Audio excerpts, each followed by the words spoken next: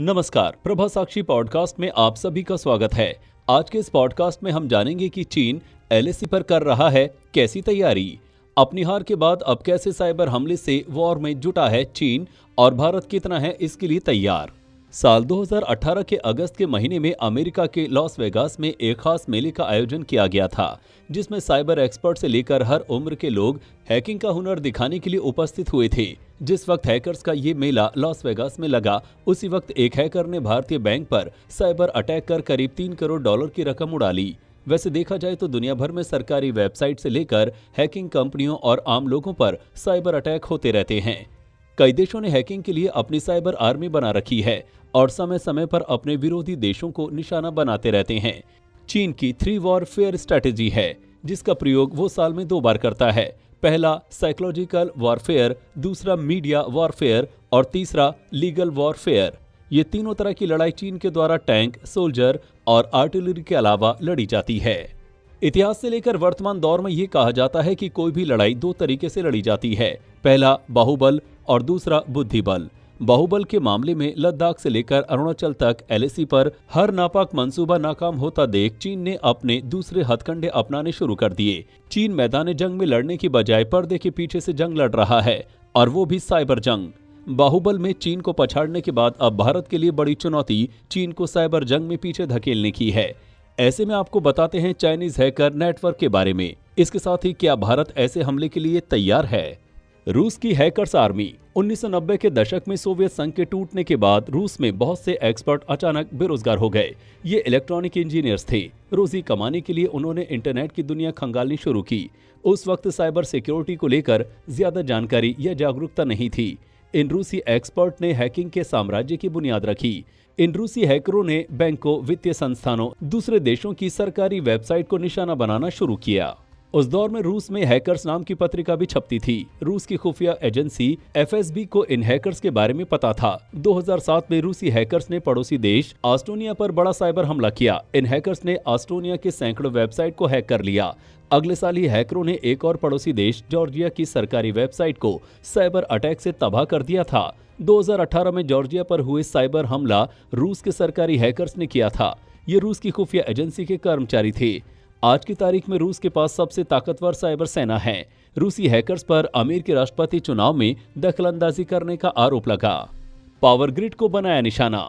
America की एक company ने अपने हालिया अध्ययन में दावा किया है कि भारत और चीन के बीच सीमा पर जारी तनाव के दौरान चीन सरकार से जुड़े हैकरों के एक समूह ने मालवेयर के जरिए भारत के पावर ग्रिड सिस्टम को निशाना बनाया। आशंका है कि पिछले साल मुंबई में बड़े स्तर पर बिजली आपूर्ति ठप होने के पीछे शायद यही मुख्य कारण था। अमेरिका में मैसाचुसेट्स की कंपनी रिकॉर्डेड फ्यूचर ने अपने हालिया रिपोर्ट में चीन के समूह रेड इको द्वारा भारतीय ऊर्जा क्षेत्र को निशाना बनाए जाने का जिक्र किया है। पिछले साल 12 अक्टूबर को मुंबई में एक ग्रिड ठप होने से बिजली गुल हो गई थी। इससे ट्रेनें भी रास्ते में ही रुक गई और महामारी के कारण घर से काम कर रहे लोगों का कार्य भी प्रभावित हुआ और आर्थिक गतिविधियों पर भारी असर पड़ा। आवश्यक सेवाओं के लिए बिजली आपूर्ति बहाल में 2 घंटे लग गए थे। महाराष्ट्र के मुख्यमंत्री उद्धव ठाकरे ने घटना की जांच का आदेश दिया था। रिकॉर्डेड फ्यूचर ने ऑनलाइन सेंधमारी संबंधित रिपोर्ट के प्रकाशन के पूर्व भारत सरकार के संबंधित विभागों को इस बारे में अवगत कराया। न्यूयॉर्क टाइम्स ने एक खबर में कहा कि इस खुलासे से सवाल उठ रहा है कि मुंबई में बिजली गुल के पीछे कहीं बीजिंग ये संदेश तो नहीं देना चाहता था कि अगर भारत ने सीमा पर आक्रामक व्यवहार जारी रखा तो क्या हो सकता है।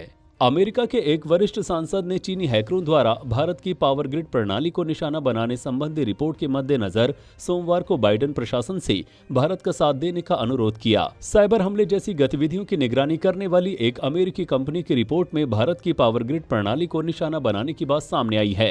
सांसद फ्रैंक पेलोन ने ट्वीट किया, अमेरिका को निश्चित रूप से हमारे रणनीतिक साझेदारों के साथ खड़ा रहना चाहिए और भारत के पावर ग्रिड पर चीन के खतरनाक साइबर हमले की निंदा करनी चाहिए, जिसकी वजह से महामारी के दौरान अस्पतालों को जनरेटरों का सहारा लेना पड़ा। पेलोन ने ट्वीट किया, हम चीन को बल प्रयोग और डर के माध्यम से क्षेत्र में प्रभुत्व कायम करने की अनुमति नहीं दे सकते। माइक्रोसॉफ्ट ने भी अपने ग्राहकों को चीन के हैकरों से सतर्क रहने को कहा है। वहीं माइक्रोसॉफ्ट ने भी अपने ग्राहकों को चीन समर्थित हैकरों से सावधान किया है। भारतीय वैक्सीन निर्माता कंपनियों के आईटी सिस्टम को टारगेट। अभी पावर ग्रिड पर हमले की खबर चर्चा में ही थी कि साइबर इंटेलिजेंस फर्म साइफर्मा के हवाले से समाचार एजेंसी रॉयटर्स ने एक खबर की जिसमें चीनी हैकरों द्वारा हाल के हफ्तों में 2 भारतीय वैक्सीन निर्माता कंपनियों के आईटी सिस्टम को टारगेट करने की बात कही गई।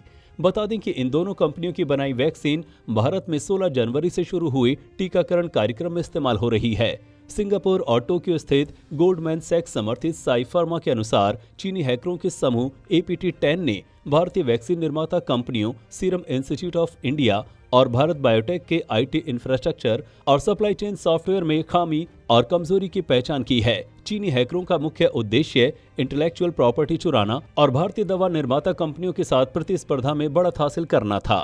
भारतीय पोर्टों को बना रहे निशाना। ऑनलाइन डिजिटल थ्रेड्स पर काम करने वाली कंपनी रिकॉर्ड फ्यूचर ने भारत स्थित पोर्ट और चीन से जुड़े ग्रुप के बीच लिंक पाया जो अभी सक्रिय है। ये बात रिकॉर्ड फ्यूचर के चीफ ऑपरेटिंग अफसर स्टुअर्ट सोलोमन की तरफ से कही गई है। रिकॉर्ड फ्यूचर के अनुसार चीनी हैकिंग कंपनी का नाम रेड इको है और 10 फरवरी को रिकॉर्डेड फ्यूचर ने पाया कि इसने भारत स्थित पावर ग्रिड और पोर्ट से जुड़े कम से कम 10 ठिकानों को निशाने पर लिया। कहा जा रहा है कि इसमें से अधिकांश कनेक्शन 28 फरवरी तक सक्रिय थे। कितना बड़ा है चाइनीज हैकर नेटवर्क? एक अनुमान के मुताबिक चीन की हैकर कम्युनिटी में 3 लाख से भी ज्यादा लोग काम करते हैं। इनमें से 93% चीनी सेना यानी चाइनीज रिपब्लिकन आर्मी के लिए काम करते हैं। इनकी पूरी फंडिंग चीनी सरकार करती है। ये हैकर लगातार America, Japan, south Korea, Bharat और साउथ ईस्ट एशिया के देशों में हैकिंग करते हैं। चीन के इंटेलिजेंस ब्रांच भी है। इसे कोड 61,398 के नाम से भी जाना जाता है। यही वो कोड है जो दुश्मन देशों पर साइबर हमले करता है। नए जमाने का युद्ध, साइबर वॉर।